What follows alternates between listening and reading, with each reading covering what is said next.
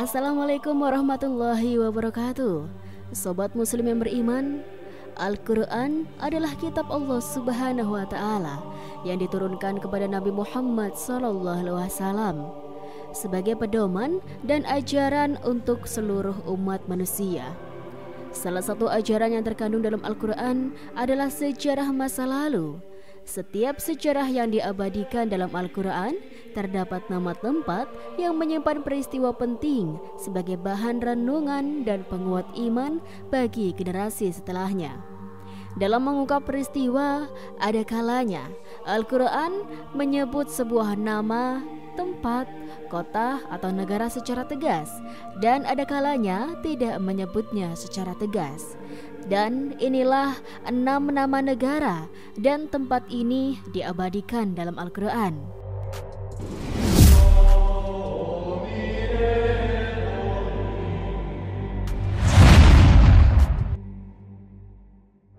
Satu, Mekah. Terdapat beberapa ayat yang mengabadikan nama kota Mekah, seperti dalam surah Al-Fat ayat 24 yang tegas mengabadikan kota tersebut dengan nama Mekah. Dan dialah yang mencegah tangan mereka dari membinasakan kamu dan mencegah tangan kamu dari membinasakan mereka di tengah kota Mekah, setelah Allah memenangkan kamu atas mereka, dan Allah Maha melihat apa yang kamu kerjakan. Quran Surat Al-Fat ayat 24. Kota ini diabadikan dalam Al-Quran dengan menggunakan nama Mekah dan juga menggunakan nama lain yang disematkan karena kemuliaannya. Antara lain adalah Bakkah dan Balad Al-Amin atau negara yang aman, Ummul Qura, Al-Bait, Al-Atiq, dan Al-Balad. Bakkah berarti padat, berkerumunan. Dinamakan demikian sebab di kota ini terdapat banyak manusia yang berkerumunan hingga padat ketika melakukan tawaf di Baitullah. Nama ini diabadikan dalam surat Ali Imran ayat 96. Sesungguhnya rumah atau ibadah pertama yang dibangun untuk manusia ialah Baitullah yang di Bakkah atau Mekah, yang diberikan dengan menjadi petunjuk bagi seluruh alam. Quran Surat Ali Imran ayat 96. Al-Balad, Al-Amin artinya negara yang aman. Disebut demikian sebab setiap orang yang masuk ke sana akan terjamin keamanannya. Ia adalah negara yang mulia, tempat Nabi Agung Muhammad SAW dilahirkan, serta tempat umat Islam melaksanakan rukun Islam yang kelima, yaitu ibadah haji. Nama ini diabadikan dalam surat At-Tin ayat ketiga. Dan bersumpah dengan tanah haram Mekah, di mana orang-orang yang memasukinya merasa aman, tempat diutusnya Nabi Muhammad SAW, yakni kota Mekah yang merupakan kota aman. Quran Surat At-Tin ayat 3. Ummul Qura artinya pusat desa.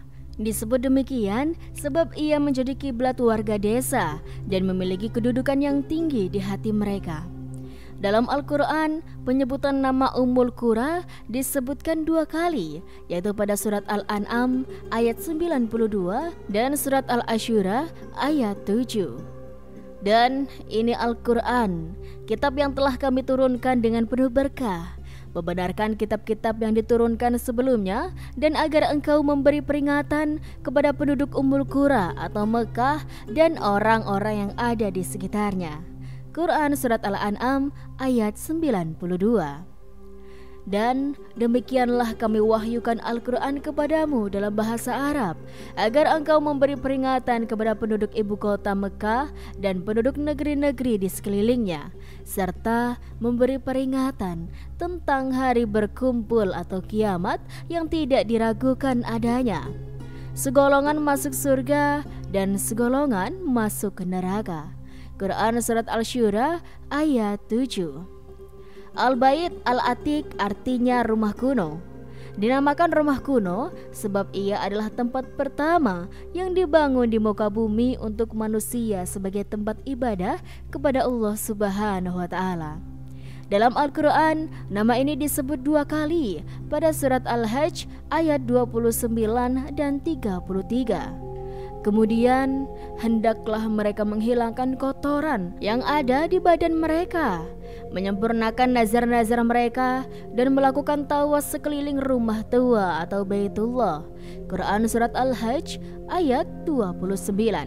Bagi kamu padanya hewan hadyu, ada beberapa manfaat sampai waktu yang ditentukan. Kemudian tempat penyembelihannya adalah di sekitar Baitul Atiq atau Baitullah. Quran Surat Al-Hajj ayat 33. Selain itu, ada kalanya Al-Quran menyebut kota ini secara tidak tegas, namun menunjukkan pada kota ini. Di antaranya adalah Al-Balad, Al-Qaryah, dan Al-Masjid Al-Haram.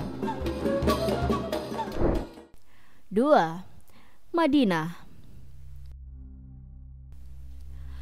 Kata Madinah disebutkan dalam Al-Quran sebanyak 14 kali. Namun, tidak semua kata tersebut merujuk kepada kota Madinah. Ada kalanya, kata tersebut berarti kota secara umum.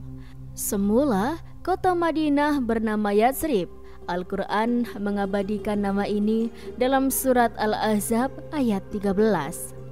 Dan ingatlah, ketika segolongan di antara mereka berkata, "Wahai penduduk Yatsrib atau Madinah, tidak ada tempat bagimu, maka kembalilah kamu." Dan sebagian dari mereka meminta izin kepada Nabi untuk kembali pulang dengan berkata, "Sesungguhnya rumah-rumah kami terbuka, tidak ada penjaga." Padahal rumah-rumah itu tidak terbuka. Mereka hanyalah hendak lari. Quran Surat Al-Ahzab ayat 13. Kemudian Nabi menyebutkan dengan Madinah karena Madinah berarti harmoni, sejumlah tempat yang dibangun oleh Nabi untuk menegakkan keharmonisan antar agama, etnis, dan golongan. Di tempat ini jasad agung Nabi Muhammad SAW dikebumikan. Terdapat satu ayat yang secara tegas menyebut nama Madinah, yaitu pada surat At-Taubah ayat 120. Tidak pantas bagi penduduk Madinah dan orang-orang Arab Badui yang berdiam di sekitar mereka tidak turut menyertai Rasulullah pergi berperang. Dan tidak pantas pula bagi mereka lebih mencintai diri mereka daripada mencintai diri Rasul. Quran Surat At-Taubah ayat 120. Terdapat pula nama tempat yang termasuk dalam wilayah Mekah atau Madinah yang diabadikan dalam Al-Quran, yaitu Badar. Daerah ini terletak di antara Mekah dan Madinah, yang merupakan tempat pertemuan kaum muslimin dan kaum musyrikin Quraisy ketika melakukan perang pada 17 Ramadan. Jumlah kaum muslimin kala itu 313 orang, sementara kaum musyrikin berjumlah 1.000 orang lebih. Namun Allah Subhanahu wa Ta'ala memberikan pertolongan kepada kaum muslimin dan memenangkan peperangan ini. Nama tempat ini diabadikan dalam Al-Quran Surat Ali Imran ayat 123. Hunain, sebuah tempat yang berada antara Mekah dan Taif. Sebagaimana Badar, tempat ini juga termasuk tempat perang antara kaum muslimin dan kaum musyrikin. Nama tempat ini diabadikan dalam Al-Quran pada surat At-Taubah ayat 25. Arafat dan Masyar Al-Haram. Arafah adalah nama sebuah gunung yang terdapat di Mekah. Gunung ini merupakan tempat dilaksanakannya wukuf bagi orang yang melaksanakan ibadah haji. Sedangkan Masyar Al-Haram adalah sebuah tempat yang sekarang dikenal dengan nama Musdalifah. Dikatakan Masyar Al-Haram karena posisinya masih dalam ruang lingkup haram. Al-Quran menyebut kedua tempat tersebut dalam satu petikan ayat. 3. Mesir merupakan sebuah negara yang terdapat di Afrika. Dalam Al-Quran, kota Mesir disebutkan 5 kali, yaitu pada surat Al-Baqarah 61, Yunus 87, Yusuf 21, 99, dan Al-Zukhruf 51. Kata Mesir dalam Al-Quran menceritakan tentang sejarah perjalanan hidup Nabi Musa dan Nabi Yunus. Terdapat pula sebuah bukit di Mesir yang diabadikan dalam Al-Quran. Bukit tersebut antara lain Bukit Tur Sinai, yang merupakan tempat Nabi Musa berkomunikasi dengan Tuhannya. Al-Quran menyebut tempat ini sebanyak 2 kali, pada surat Al-Mu'minun ayat 20 dan At-Tin ayat 2. Tua. Menurut Ibnu Abbas, Tua adalah nama sebuah lembah. Menurut Al-Dahak, ia adalah lembah yang dalam dan bulat. Sedangkan menurut Al-Jauhari, Tua adalah sebuah tempat di Syam. Al-Qurtubi, Tafsir Al-Qurtubi. Lembah ini adalah tempat Nabi Musa alaihissalam berkomunikasi dengan Tuhannya. Para peneliti berbeda pendapat. Sebagian mengatakan bahwa lembah ini di Mesir, yaitu Gunung Tur Sinai. Ada pula yang mengatakan bahwa lembah ini di Palestina. Sesuai dengan pendapatan Al-Jauhari, nama lembah ini disebutkan 2 kali dalam Al-Quran.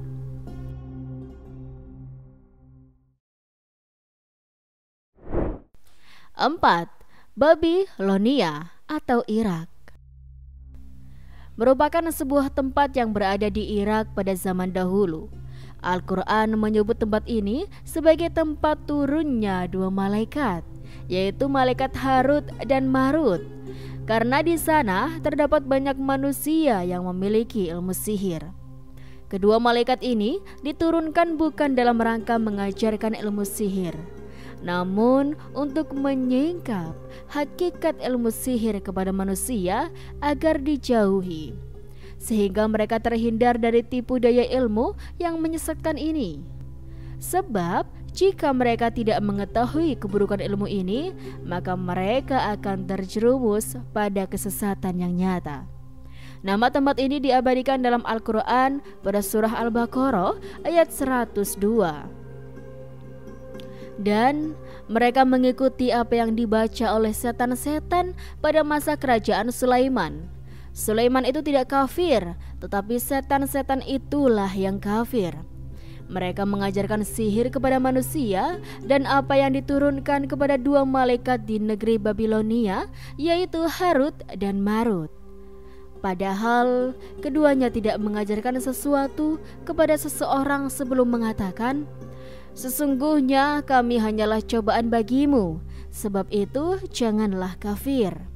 Maka mereka mempelajari dari keduanya, malaikat itu, apa yang dapat memisahkan antara seorang suami dengan istrinya. Mereka tidak akan dapat mencelakakan seseorang dengan sihirnya kecuali dengan izin Allah Subhanahu wa Ta'ala. Mereka mempelajari sesuatu yang mencelakakan dan tidak memberi manfaat kepada mereka. Dan sungguh mereka sudah tahu, barang siapa membeli atau menggunakan sihir itu, niscaya tidak akan mendapat keuntungan di akhirat. Dan sungguh sangatlah buruk perbuatan mereka yang menjual dirinya dengan sihir, sekiranya mereka tahu. 5. Palestina.